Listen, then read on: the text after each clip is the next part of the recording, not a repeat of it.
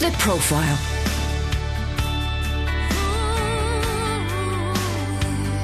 You're listening to Premier Christian Radio. Hello and welcome to this week's edition of The Profile with me, Justin Brierley. The Profile is the show where we bring you conversations with leading Christians in all walks of life. And today I'll be talking to social entrepreneur John Yates, and Ruth Jackson will be speaking with Australian evangelist Sam Chan. The Profile is brought to you in partnership with Premier Christianity magazine. Go and check out their very fancy new website at premierchristianity.com, and while you're there, get a free copy of the latest mag by clicking free sample. That's premierchristianity.com/free sample. Well, joining me now on the show is John Yates. He's the author of Fractured: Why Our Societies Are Coming Apart and How We Put Them Together Again. John, welcome along to the programme. And just for the sake of the audience, we do know each other. We have some history. University was where we met. That's right. Do you remember those days doing drama out on the streets? Is it a very vague, fuzzy memory for you? I remember it very well. I mean, one of the things that I wrestle with in the book is the importance of intense experience to bring us together. And I remember a very early morning start. I don't know how early, but in my memory it's sort of 4 a.m. It was probably something like 8, having to get up in the cold to do outdoor drama about faith, which is definitely an intense experience that I remember. So, you're probably remembering like doing it on May Day in the Radcliffe camera. That's exactly what I in remember. Oxford, and basically all these hungover revelers from May Day balls kind of basically wandering through in their, formal wear, and us doing these kind of evangelistic dramas on the side of the square. I like to think that they were celebrating the drama. That was really the pinnacle. They'd stayed up all night just to get a good spot.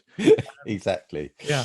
There you go. Yeah. Well, those were the days, I tell you, some 20 plus years ago. It's all been downhill since that. When we were students and we were doing that kind of thing. I mean, and that is a clue to the fact that you are a Christian, and we met sort of through sort of Christian circles at Oxford. But tell us about, catch me up on what you've been doing in the 20 years since, John. What's been the sort of stuff you've been involved in, and how did it all lead to this book? Yeah, so I have a career that makes absolutely no sense at all, Justin. My parents had an absolutely clear plan for my life up to about the age of 20, and then they basically ran out of ideas, and so it's been put down to me, which has been incredibly sort of all over the place. So I came to London with the plan of being a stand-up comedian. Clearly, our drama hadn't sort of beaten it all out of me. I remember you did some stand-up comedy at university as well. That's right. Yeah. That's right. I'm sure I came to one of those shows. Well, I was shockingly consistently mediocre, which is the worst, because you're not good enough to really love it, but you're not bad enough to have brilliant stories when you talk about how you failed at it. And so I ended up as a community worker in Newham in the East End of London, one of the first parts of the UK to be majority ethnic minority. And then I accidentally clicked on the wrong thing on a website and applied to work as a management consultant. I genuinely clicked on the wrong thing. And I only went to the interview because they were going to pay for my travel. And I had no money and I fancied a day out. That was honestly the logic. And for those who don't know management consultants, I'd encourage you to think of a friend who gives you advice that you didn't necessarily ask for, and imagine that they charged you for it. But I love that job. I then ended up in international development.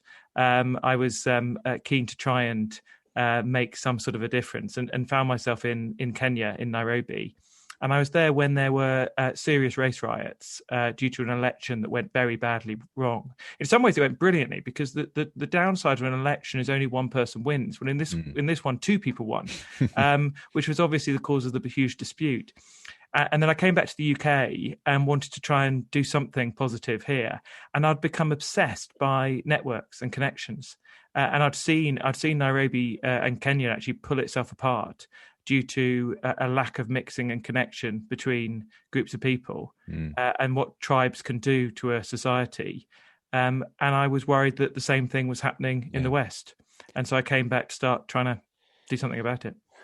I mean, in some ways, that is what the book is about, the modern Western forms of tribalism that now exist. So where's this all come from? Why do we all live now in these silos where we basically only see and hear people who look and sound and think like us? Can you describe what those are and why they've come about? Yeah, so it's a really interesting curiosity that we seem to have been surprised by the fact we were divided. It seems to have sort of crept up on us. Like many of us have woken up after elections and gone, how has that happened? I don't know anyone who voted that way, or I don't know anyone who voted the other way. And we seem to have been sort of caught unawares by our divisions. And yet when we looked at our friendships, when we look at the sort of small number of people that maybe in the UK at the moment, you're only allowed 6 people in your house. If you look at those people, they are often quite similar to us. You know, that we tend to spend time with people of the same education level. So half of people in the US and the UK who have degrees only have friends with degrees. We tend to spend time with people of the same age as us. There's a fascinating, sort of terrifying statistic about the United States, for example, where only 1 in 20 senior citizens spend time talking to anyone under the age of 40 who they're not related to each month. Like it's just incredibly rare for those contacts to happen. We're strikingly divided by ethnicity and by race.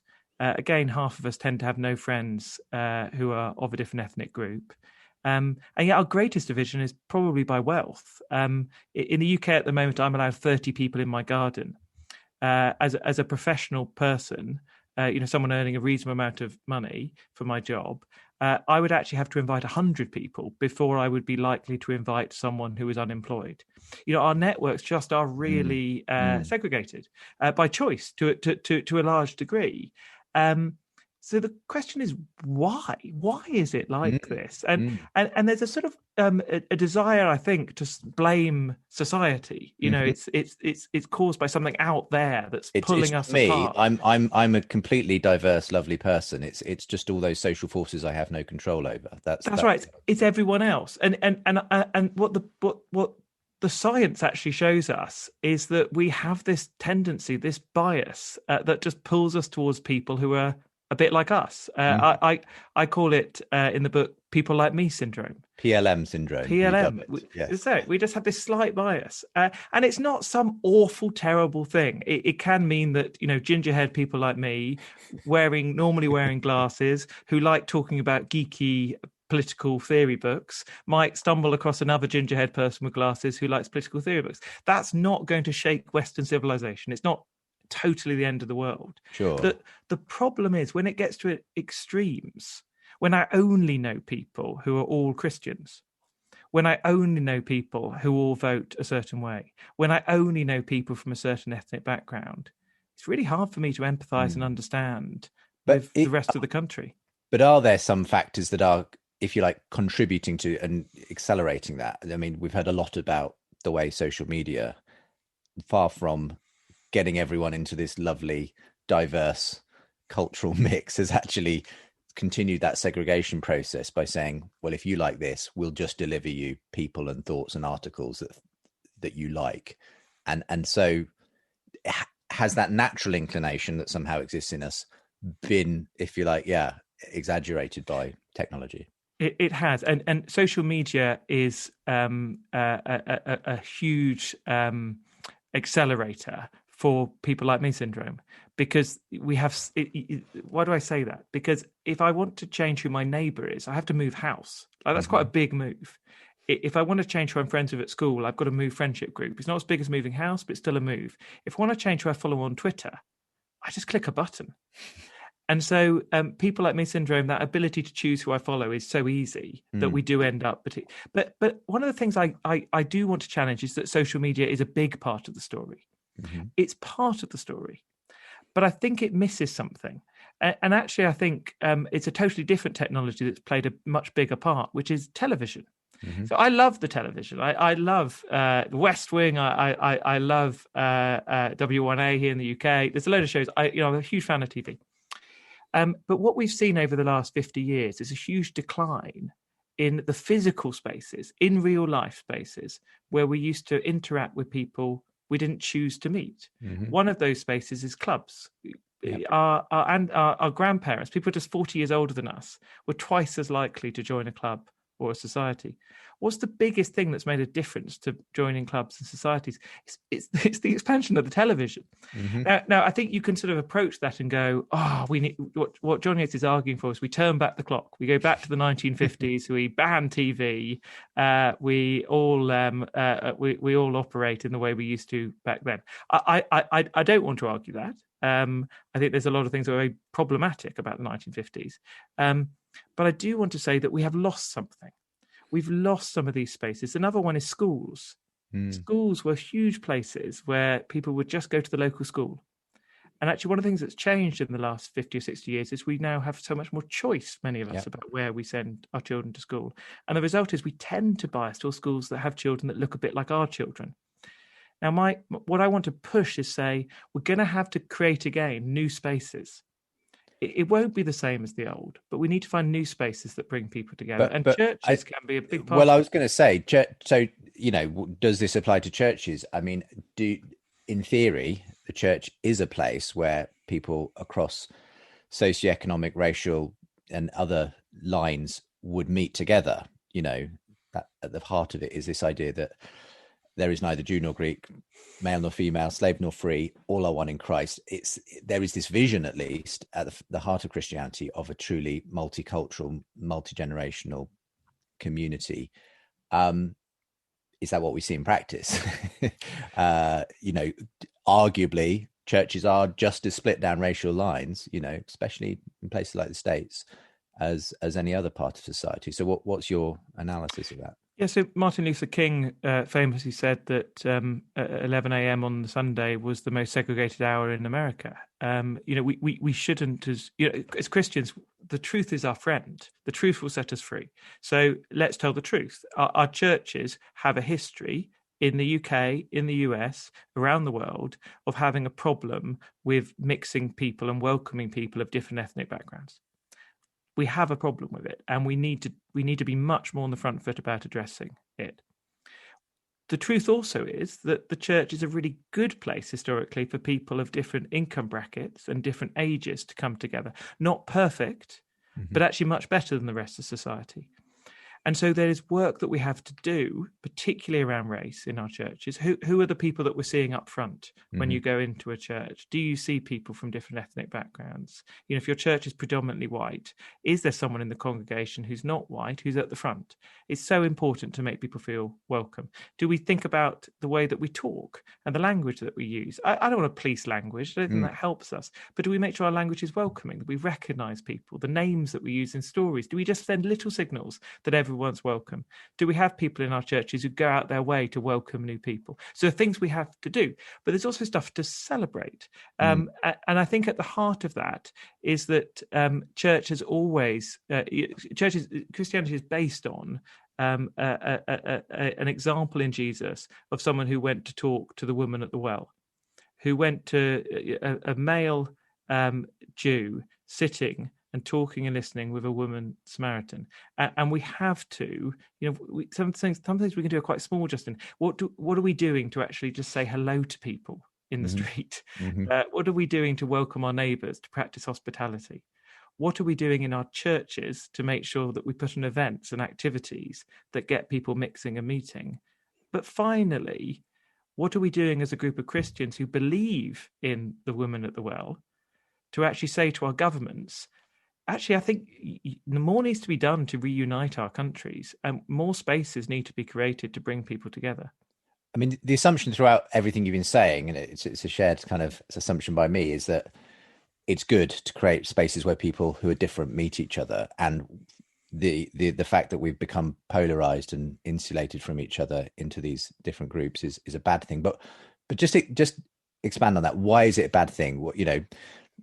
Arguably, birds of a feather flock together. There is a sort of natural inclination bias for people of similar shared background and interests to get on, and it's like you can force, some sort of integration where, inevitably people with the same interests and so on will naturally talk to each other. So but what's bad? Where's that tipping point, if you like, where actually you then start to feel kind of the really negative effects of when that goes to a certain level, I suppose?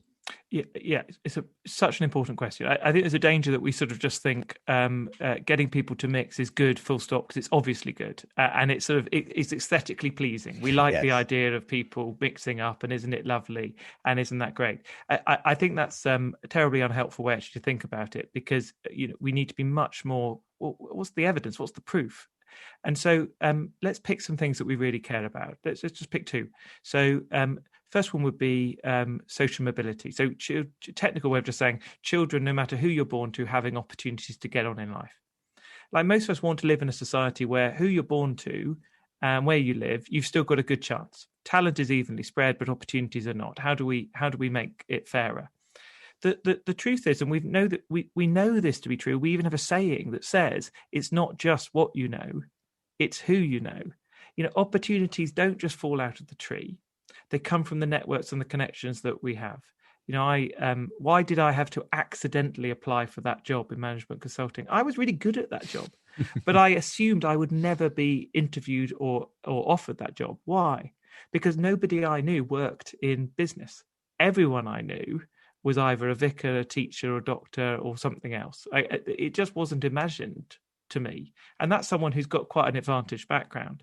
So many of the children that I work with today, they don't have the networks, they don't have the connections, they don't imagine that they can do certain things. So the first thing, if we want to live in a fairer society, these networks and spreading them is just unavoidably needed. The second is democracy. Most of us are really proud of our democracies. Are they perfect? No, they're not. But we are proud of the fact that actually we get to vote out people and we get to vote people in. But if we don't know half of our country, if we don't understand the problems that they have, it's really hard for us to vote in an informed way. We sometimes say here in the UK, the problem with the Prime Minister is he doesn't know the price of a pint of milk. Well, every 4 years, I get to vote on who the Prime Minister is. I think I do know the price of the pint of milk, but do I know anyone who obsessively needs to know the price of a pint of milk? Do I understand the lives of the desperately poor? Do I understand the lives of a small business person? If I don't understand these issues, how can I vote well? How can our democracy function well? In fact, all the danger is we become, back to Kenya, in my experience of a short time there, we become like two or three tribal groups, and the people that will take advantage of that, and they'll tell us half-truths and lies to take a particular group with them. And we'll feel like our choices suddenly become very poor when it comes to voting. And I think we see on all sides, we see elements of this at the moment on both sides of the Atlantic.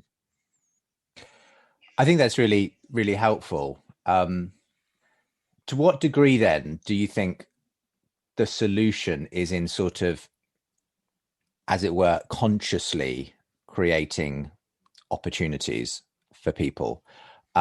Give you an example. You and I both went to Oxford University, and I'm sure like me, you're aware of just the privilege, in a sense, that gives a person, the sort of leg up in life that does, but also the fact that by and large, that opportunity is more open to people like you and me from a certain racial, social background than others. I have a friend, Claire Williams, who was just at our conference recently, and she also went to Oxford. She's from a Black British background, and she has recently started a sort of campaign with Jesus College, I think, where she went, to help to increase the intake of young people from less sort of well-to-do backgrounds, young Black men and women who want to, they would like to give more opportunity and see that sort of. And I think that's amazing and brilliant that there's a conscious decision to try and see those opportunities opened up. But of course, you will get people on the other side who say, but this is like kind of like a forcing some kind of supposed equity, some sort of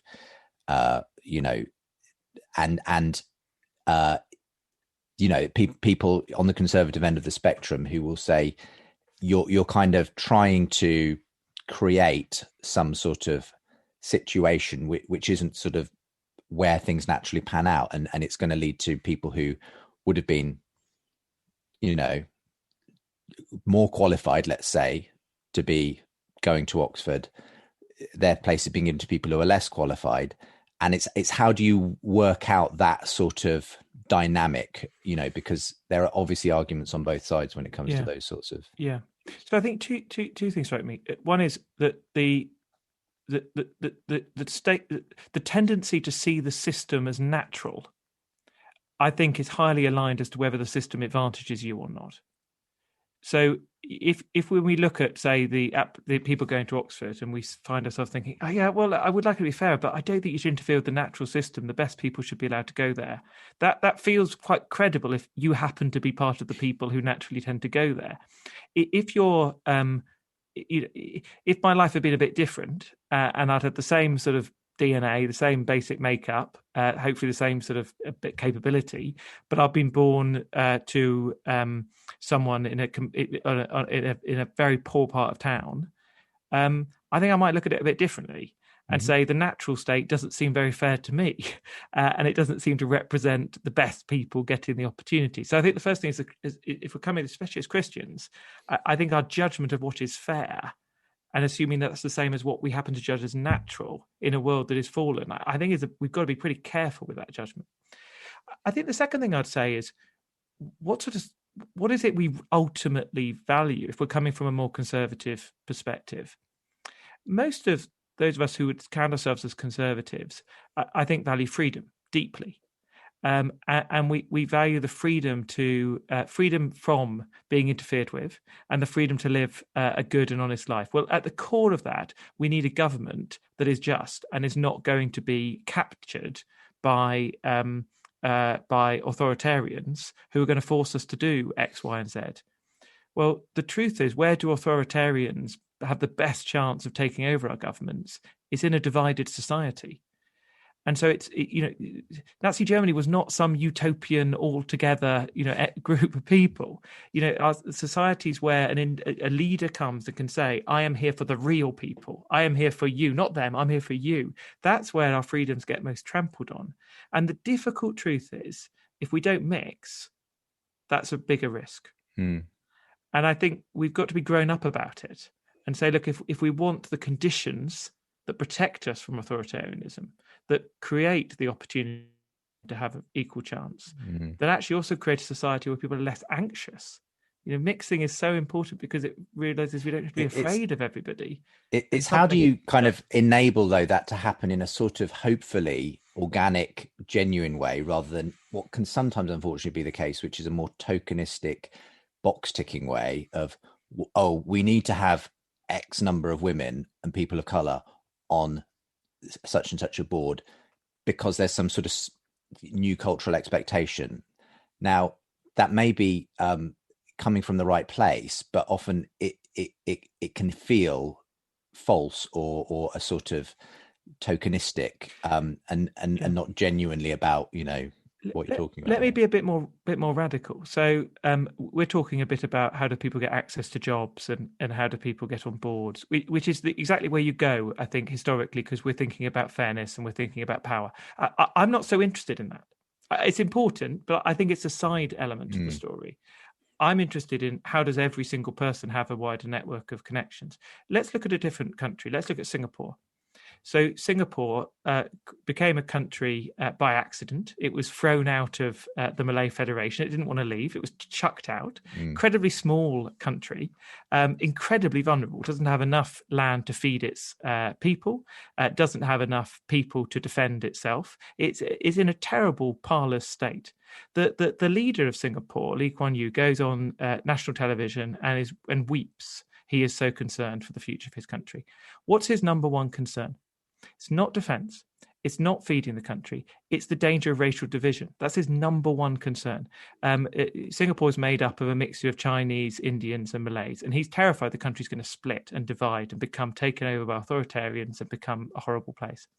So his number one priority is to avoid that. What does he do? He doesn't come up with tick box exercises. He doesn't say who's going to be on the board. He says, I am going to create institutions that knit people together. And he focuses on 3 areas. Schools. How do we make sure schools bring together children who are from Malay, Indian, and Chinese background? He focuses on national service. Now, national service, he needs it for defence as well, but he creates an institution, a rite of passage for all young Singaporeans to go through where they will mix with people from different backgrounds. And he controversially focused on housing. In Singapore, they actually allocate housing on the basis of your ethnic background to get a mix. Now, I'm not suggesting we do the third one here in the West, but his approach he's not interested in fairness. He's not interested in box ticking. He's saying, if this country is going to be a good place to live, we have to get people to mix. And no one from a conservative viewpoint could look at Singapore and say it's some sort of socialist, attempt to, this is a free market, sure. Pro-business, extraordinary sort of right-wing sort of place from that point of view. But he was saying, no, we need society to mix. And I think what we've gained in the West is we've had an accidental, wonderful heritage, not perfectly, and on race in particular, we've been very problematic, but in many ways, from an income point of view, from people coming from different villages and countries into cities, we've benefited from clubs and societies, places of worship, from mandatory schooling, and from people generally working in single workplaces that were local to them. And that is all falling away. And we are riding on the benefit of it. And I think it's naive for us to think that we can just let it go and have no cost. Yeah. So without turning the clock back to the 1950s, as you say, what any practical suggestions, the kind of thing that someone listening to this right now could go out and do if they recognize, actually, when I look around, I realize I really don't know people who are much different to me. What can we do, John? Yeah, so look, let me approach it like this. I think this problem is a little bit, at least in this way, a little bit like if you care about the climate. You don't have to believe in the climate to believe in this issue, but if you believe in the climate, this is a helpful way to think about it. I think most people say there are things individuals can do to help with climate change. There are things individuals can do to help with this. So, for example, join a club, get involved. Find a sport that you want to learn. Join something where you don't choose the people who are there. That gets around people like me syndrome. Join something. Second thing you can do have a look. If you are a manager, just think about how you recruit. Where do you advertise? That's not about box ticking. Just where do you advertise? Is it actually reaching a different group of people? Are you asking for a degree when you don't need a degree? So there are things you do as a manager. There's things you can do as a neighbour. Do you invite people around to your house? Do you invite your neighbours round? Do you have one day a year? Well, not the last year. When it's legally allowed. I know what you mean. Yeah. So there are things, and the book includes at the end 32 things an individual can do right now. So there are things we can do. Yeah. Just like climate change, we're naive, I think, if we think it's all down to just individuals and that will solve the problem. The challenge of the book is to say we've either got to accept that we're going to be divided for quite a long period of time because we've lost these common life experiences that knit us together, or we've got to accept the idea that it might be right for the government to find ways, as they did in Singapore, to knit not just a few people, not just people into positions of power, but all of us a bit more together. And I think there are ways to do that in a Western society that won't rob us of liberty, that are about actually community service as part of the national curriculum for children, about free parenting classes where you meet other parents locally when you have a child, about a national retirement service so that when you retire, you don't lose connection, you meet new people. I think things like that would be massively popular, actually, and could really fit with Western society. But we haven't really even discussed these ideas for decades. Yeah, wow. Lots of interest and challenge and practical suggestions there, really helpful. I hope that in some small way, what I've been trying to do with Unbelievable for the last 10 to 15 years, I have seen the benefit of reaching across those lines and having honest, open conversations, because, in my particular niche, Christian apologetics, the Christian sort of world theology and so on, it is very easy to just basically talk to people who think and act the same way as you and assume, therefore, my way of thinking must be the only way that makes sense.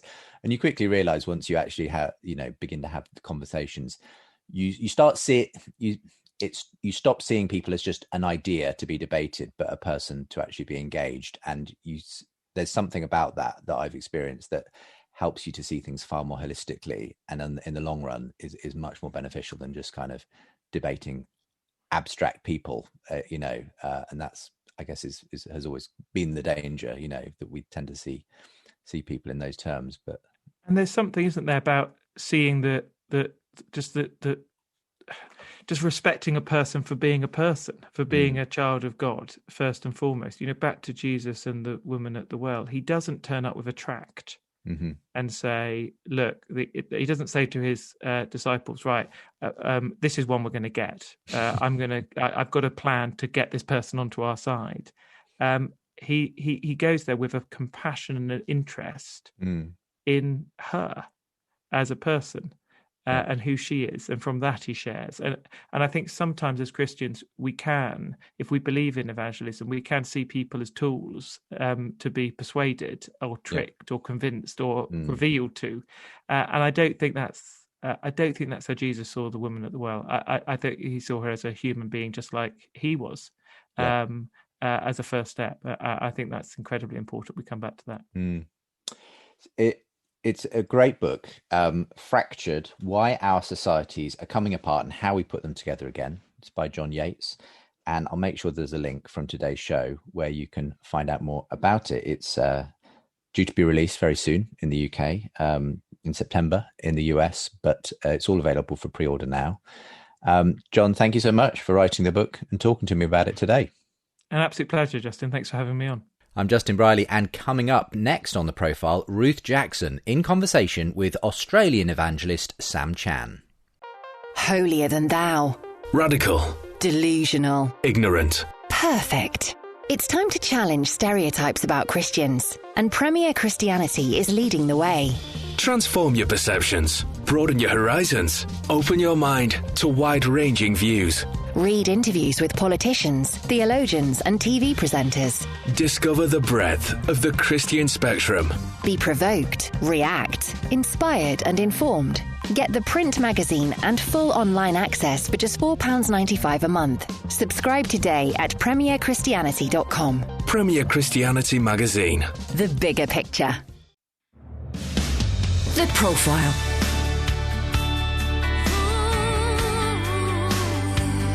You're listening to Premier Christian Radio. Where faith comes to life.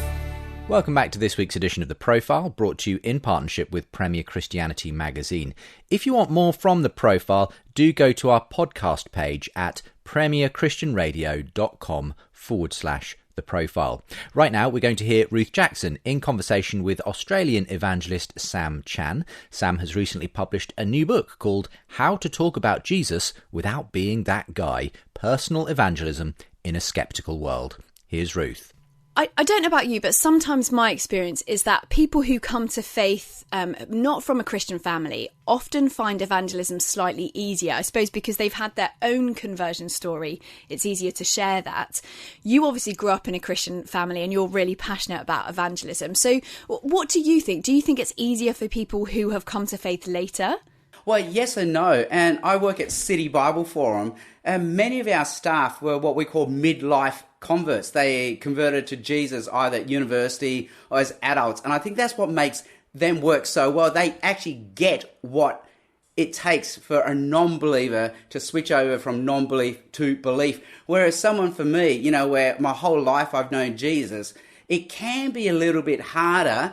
But I think what it is, it makes me work even harder then to try to get under the skin of my non-believing friend. Okay, how are they seeing it? So I think for me, then I realised, wow, I need to work even harder trying to work out what makes them tick. You were born in Hong Kong, sort of grew up in Australia, live in Australia now, studied for your PhD in Chicago. You've kind of been all over the place. Do you think in some ways that makes it easier for you to talk to people from different life experiences, different locations about the gospel? I think so. I think it gives me the advantage. I can be like Paul in the New Testament, where sometimes he plays the Jewish citizen card, sometimes he plays the Roman card. So I think for me, I can be the Asian card, the Australian card, I lived in the USA card, but also gives me what sociologists call, I'm a third culture person, not a first culture, not a second culture, but a third culture, equally at home, equally not at home. And I think that lets me critically distance myself from a lot of practices that Christians have and realise, they're just cultural preferences. so we can actually adapt and change them. I think often we run Christian church the same way McDonald's runs its franchises. You know, McDonald's can set up exactly the same franchise in this suburb as it would in the next suburb. And I think we try to do church the same way. We think, it works really well in this suburb.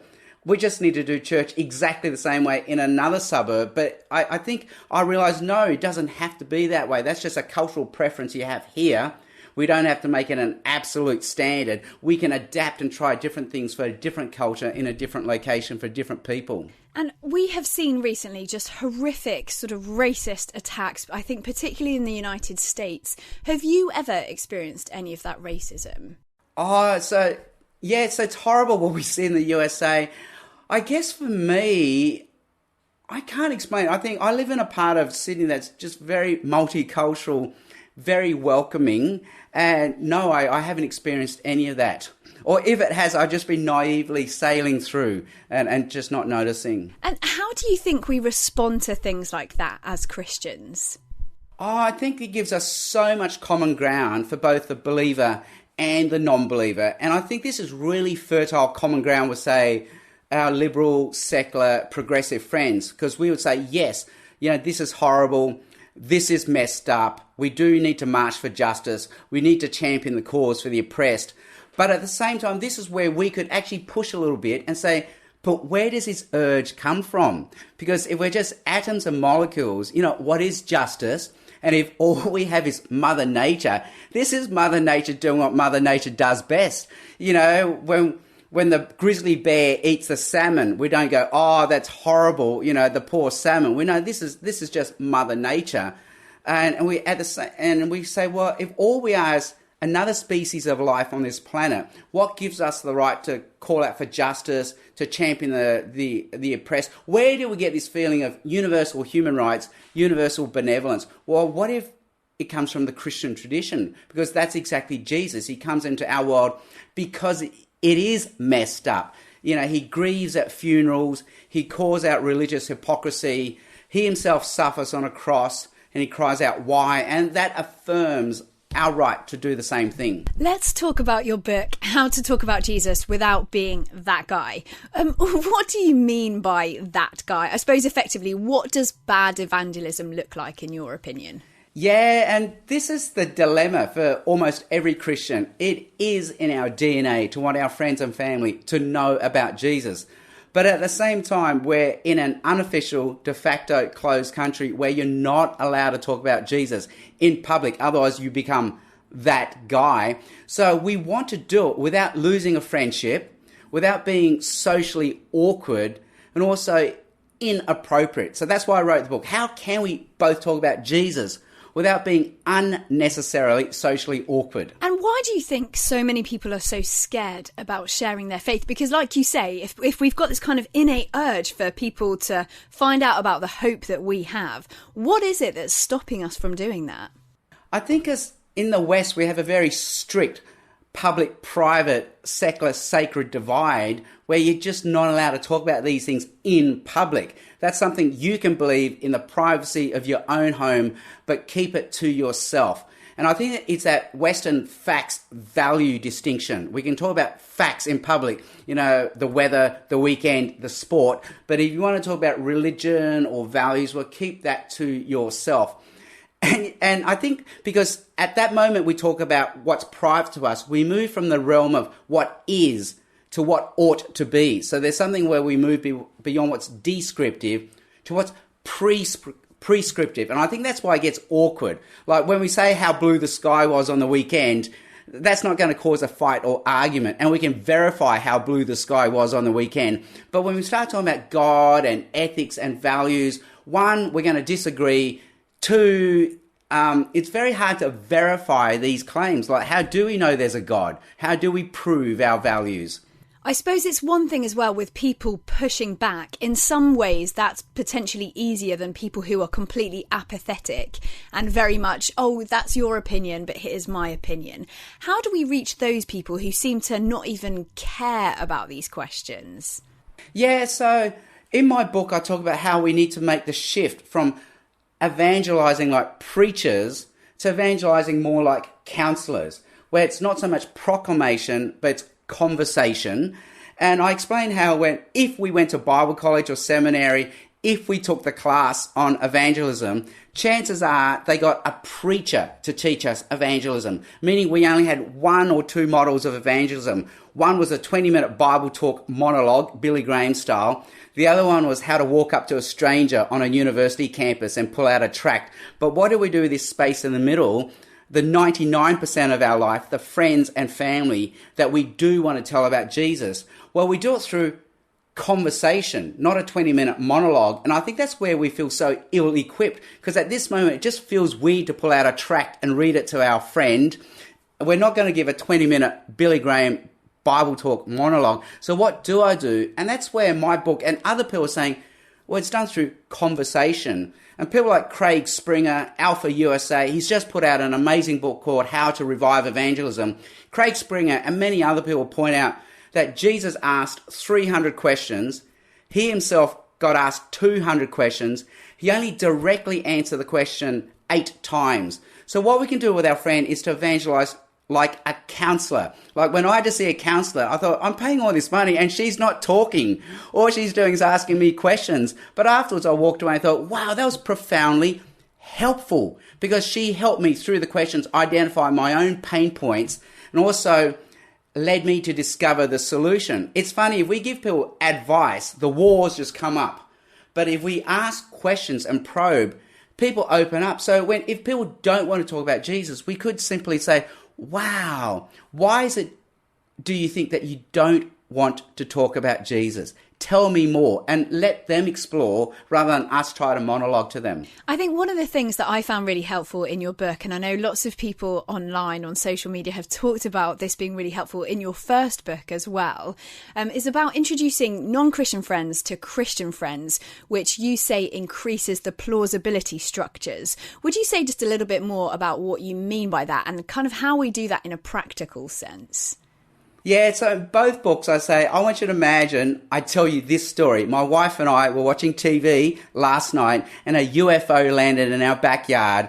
We jumped in and the little green man took us to his home planet Jupiter, got out, showed us around, we had a meal, then we jumped back into the UFO, flew back to planet Earth, and because of the whole time portal, space-time continuum thing, only 1 second of Earth time went by. I say, who here believes me? And of course, no one believes me. Then I say, well, let me tell you another story. Jesus Christ, Son of God, second person of the Trinity, came to us 2,000 years ago, born of a virgin, 100% human, 100% God at the same time, raised a dead girl back to life, gave a man born blind his sight again. More than that, died on a cross. If you believe this, God will take away all your sin, guilt and shame. More than that, he rose from the dead 3 days later. More than that, he's in heaven right now. More than that, one day he'll come again in the future. More than that, your body will rise from its grave and be reunited with its soul. Who here believes me? And in a room full of 100 Christians, they nervously put their hands up and say, I think I believe you. And I say, why do you believe the Jesus story, but not the Jupiter story? Because let's face it, the Jesus story is way more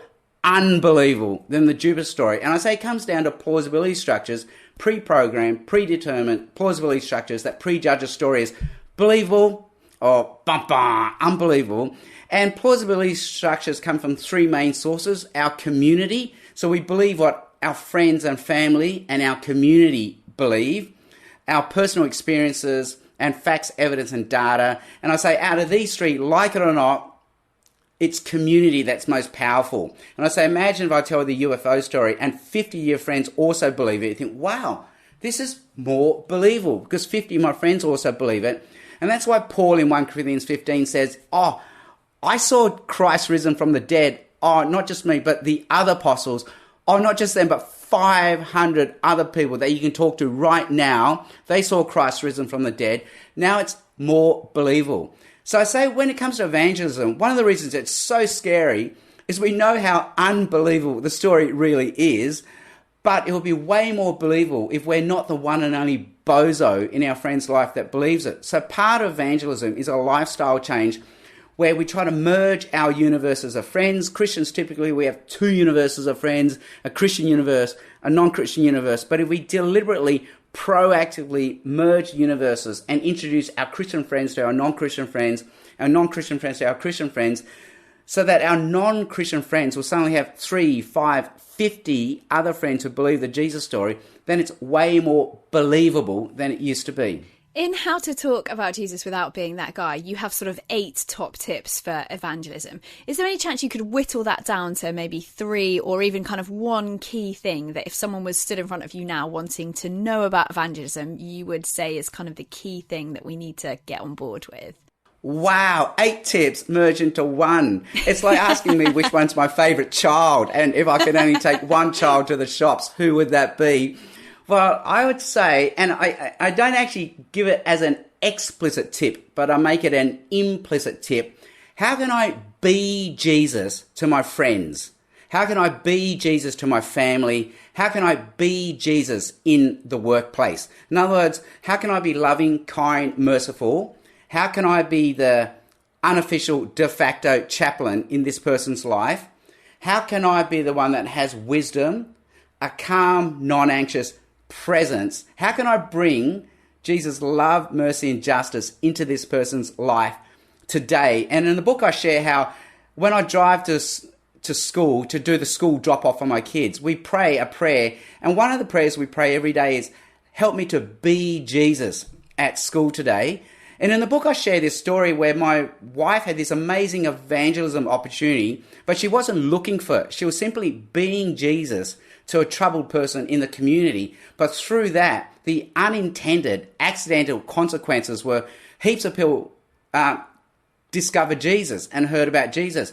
So I say part of life is not to directly look for evangelism moments, but just to be Jesus, and the evangelism moments will find us. You are, in inverted commas, a professional evangelist, but do you think that this is something that all Christians can and should do?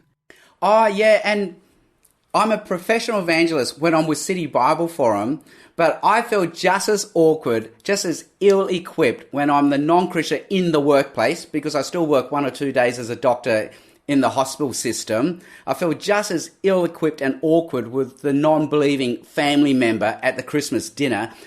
I feel just as awkward as the sports dad on the sideline on a Saturday trying to bring up Jesus with another sports dad. So I think, again, as I said earlier, when we think about a trained evangelist, we think about the person who can give a 20-minute Bible talk monologue, the person who can talk to the stranger at a university campus. But I'm talking about this space in the middle, friends and family.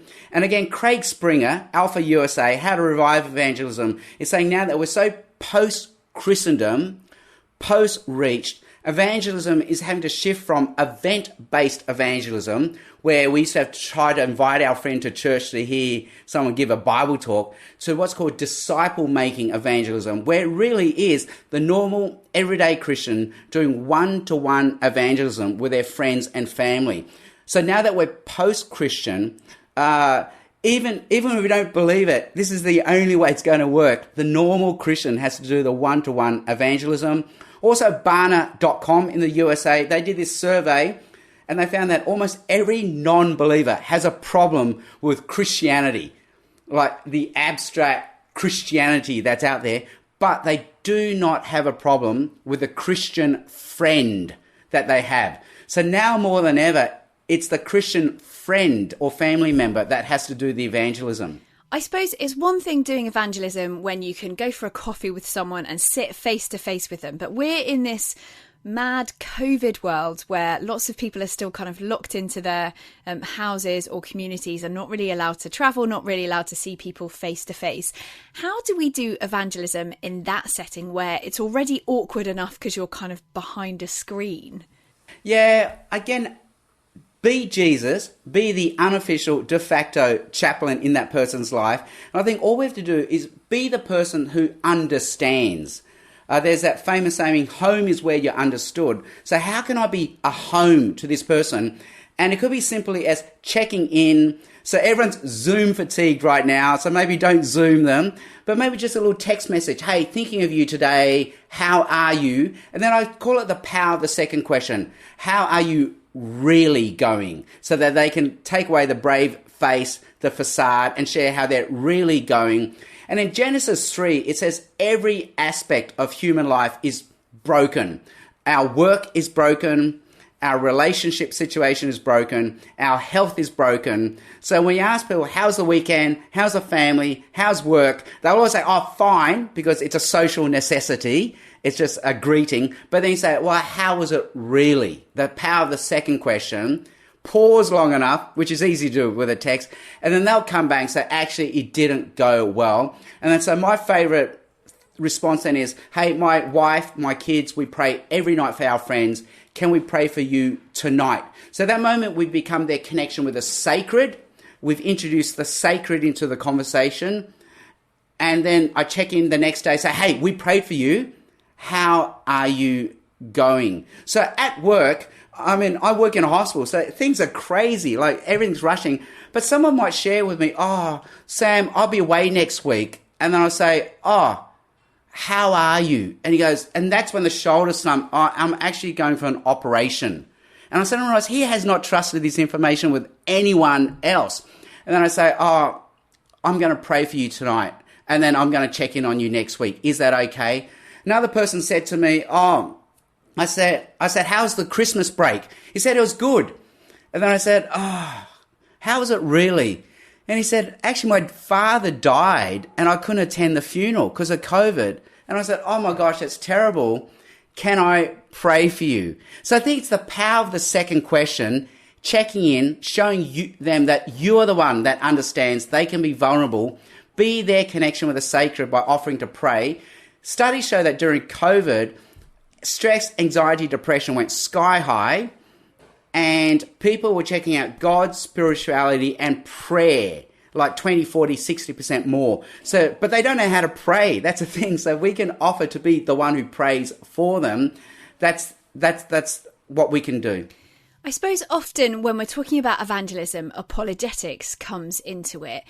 Have you seen the same sorts of questions come up in the different places that you've been talking about Jesus? Or does it tend to be different questions for different cultures, different ages? What's your experience of the big objections to people's faith? I think it's definitely different questions for different cultures, different ages, different traditions. They're so culturally located and specific. So 20 years ago when I was in Bible college, it really was, I can't trust the Bible. I don't believe in miracles. I can't believe there's a God. And then it became like 5 or 10 years ago, very much, how can a loving God do this sort of thing? How can a loving God send people to hell? How can a loving God allow suffering? So it became very much, how can a loving God sort of thing? These days it's become much more where Christians on the back foot, like, how can you have this view? Like on this, or how can you believe this? So you're sort of on that back foot. But again, they're very culturally located. And I think the thing with questions then is just realize there's a question behind the question. Even if we answer the question, we don't remove their objection. So part of the big thing for answering questions is just ask a question back. Oh, why do you ask that? Would be the best way of answering a question. Why do you ask that? And we see that in the Bible. People go up to Jesus and say, by what authority do you do these things? And Jesus says, oh, I don't know. By what authority does John the Baptist do his things? Or they say, Jesus, should we pay taxes? He goes, oh, I don't know. Like, show me a coin. Whose head do you see on this coin? And in the UK, there was the leader of the Labour Party. He lost his job because at a press conference they asked him for his views on sex and morality. You know, is this a sin? And he felt like he had to answer that at face value, and he lost his job. He looks back and says, you know what? I could have answered with a question. I could have said, well, I don't know. What do you mean by the word sin? And then I have a friend who's a minister, but he's bivocational. So when he's in his secular job, they're hammering him with questions. He's good at answering them. But he realizes, you know what, they're not really after answers. These are just questions they're throwing up. And then he says, then he started asking questions himself, and he realized, wow, they're only 2 why questions away themselves for not having an answer. And so I think, again, we can be that counselor, the calm, non-anxious presence, and we could simply ask questions like, wow, this seems to be really bothering you. Why do you think that is? And take it from there. Or even a question like, in my book, I show... And I learned this from hostage negotiators, these questions like, what are you looking for? Why is this important to you? What happens if you don't get what you want? Why do you think we see things differently? Which is the big one. Suddenly they realize, oh, we're on different mountaintops. And then the big one is, what would it take for you to trust Jesus? So we see the primary objection rather than the cultural objection. And as you said, it's cultural as well. So something I like to do is say to people, wow, that is amazing. But do you know how Western your question is? Because my friends in Asia don't have that same question. And suddenly they realize, oh, you're right, it is a Western objective. And I say, right now Christianity is exploding in Africa, in Asia, in Latin America. What are they seeing in Jesus that we're missing in the West? So maybe we in the West have to remove our cultural lenses, read the Bible on its own terms, and just let the Bible speak for itself and find the Jesus that the rest of the world seems to have found without its Western cultural superiority. You talk in your book about moving from negative apologetics towards positive apologetics. Would you say just a little bit about that? Sure, and I learned this from Rico Tice, very gifted UK evangelist. He says there have been 3 phases in recent Western evangelism. Phase 1, the Billy Graham phase. Billy Graham gives a 20-minute Bible talk and is asking people to believe what they've heard 100 times before. Billy's basically just nudging them and saying, come on, don't you think it's time? This is true, time to believe. Then there was the second phase, the defeater belief phase, where people know what Christians believe, but they can't because of defeater beliefs. The problem of evil, they can't trust the Bible. What about other religions? So if we can remove these defeater beliefs through negative apologetics, then people will believe. But now we're in a third phase where we're on different universes. The believers here, the non-believers in a different universe, they don't know what we believe. They don't care what we believe. Deep down, they suspect what we believe is oppressive, wrong, and evil. So now we have to woo them here with what I call positive apologetics, promoting belief. Come on, you want this to be true, I call it. And I see that approach in Tim Keller's Reason for God. So defeated beliefs was Tim Keller's Reason for God, but now positive apologetics is Tim Keller's Making Sense of God. I see it in Joshua Chatraw's Telling a Better Story. And it's just telling our non-believing friend, come on, you want this to be true, you know it's true, you believe in, let's say, justice or freedom or human rights, but you can't have this without Jesus. So the only way you can have what you want to be true is for the Jesus story also to be true. I guess as an evangelist, you must be really sure of your faith. You've worked through a lot of kind of objections and things like that. But has there ever been a time in your life when you have really seriously questioned your faith or really doubted and kind of thought, oh gosh, maybe none of this is even true? Yeah, so as I said in my book, things that people hear, I grew up in a Christian family, the eyes roll, and they say, that's why you're a Christian. And I try to say, no, it's actually harder to be a Christian sometimes if you grow up in a Christian family, because the last thing you want is to be like your parents, especially if you're a child of Asian immigrants. Like, you want to be as Anglo as you can be. So you don't want to take on their faith. So in that sense, yes, I know it's a cliche, but you got to own it for yourself. But the other big moment was when I was about 25 and I had to choose whether to stay in full-time medicine or switch into paid Christian ministry. And being a doctor is fantastic. Bank managers want to know you. People want to talk to you at parties. They show you their rashes. But when you're in Christian ministry, bank managers don't want to know you. No one wants to talk to you at parties. You've become that guy at the party. So at that moment, I thought, wow, this is for the first time. My faith is going to cost me something. This better be true. So I think there's that time where I had to really find out, is Christianity true or not? And I think now that I'm in middle age, it's funny, it's a different crisis of faith.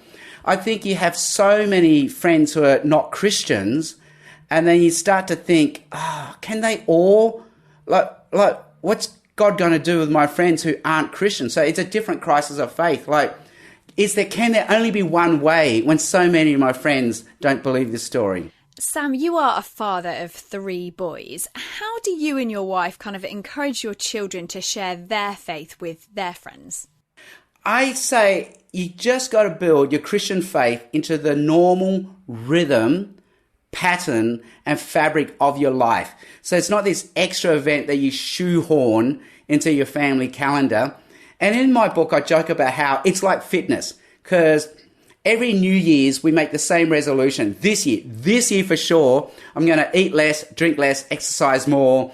And we begin January with a bang. We sign up for a gym. We get up at 5 a.m. and go for a run. But it doesn't last. It's unsustainable because it was an extra event that we try to shoehorn into our already busy lifestyle, when instead the way to get fit is to make your lifestyle fit. Your lifestyle becomes fit. And evangelism is the same. It can't only be this extra thing we shoehorn into our event, like, okay, today, for sure, today I'm going to tell my friend about Jesus. So this extra thing I'm going to shoehorn into my life. Or the church does it as well. You know, the church will put on an evangelistic men's breakfast and becomes this event that they shoehorn into the busy calendar of their church calendar and everyone's calendar. So instead, it really is, it's just part of the rhythm and fabric of your life. So at the start of the day, I've taught my boys, because I role model, hey, just begin every day with breakfast, Bible, exercise. I call it BBE. That kicks off your day. So they do it now. They have this rhythm where they have breakfast, they read their Bible, they do a little bit of exercise. So they can't think of a world where they don't do that. Then I drive them to school. We all take turns praying, and they tend to be ask you prayers. Oh, dear God, please let this happen today. And then we're already praying for our non-Christian friends on the way to school. Then they have school, and then at the family dinner, we check in with each other. The questions change, but I like to help them be emotionally literate. So what made you happy? What made you sad? What made you angry? What made you sorry?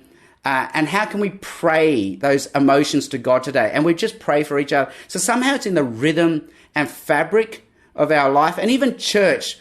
My kids will sit through church, as boring as it is, just because it's a chance for them to sit on my lap, get a cuddle from me. So much part of just, they can't imagine a world where they're not on my lap during a boring church service. So when COVID came and church became even more boring because it was online, somehow they just figured there was no other world apart from just sitting on my lap and watching a boring online church service. So it just becomes the air we breathe. It's not this extra. So it's not that sacred secular divide. It's not that public-private dichotomy. Already they can see it's just part of the fabric of life. And how do you think we do evangelism with children? Because I suppose it's one thing talking to our non-Christian friends who are adults and can sort of rationally make those decisions themselves. I guess the danger is we don't want to look like we're brainwashing children, but clearly we also want to share this good news with them. So how do we do that? Maybe understanding that one day they will have to make an informed choice for themselves, usually the age of 14, 18, 25. And we're just doing our best to help them have that informed choice so that they can at least hear the Christian tradition, see it, and maybe even participate in it. And so that one day they can make that decision for themselves. I think part of what we've seen with post-Christendom was in the Christendom era, it really was that modernity style of evangelism. Here's something true. Believe it, now live it. And so you come to the Billy Graham crusade, you hear the truth, you believe it, you pray the prayer, so you walk down the front and you get connected to a church. So now you live your faith. But now we're seeing with plausibility structures, it actually never was that way. As I point out in the book, the non-believer at a Billy Graham concert came on a church bus. They were actually a church believer.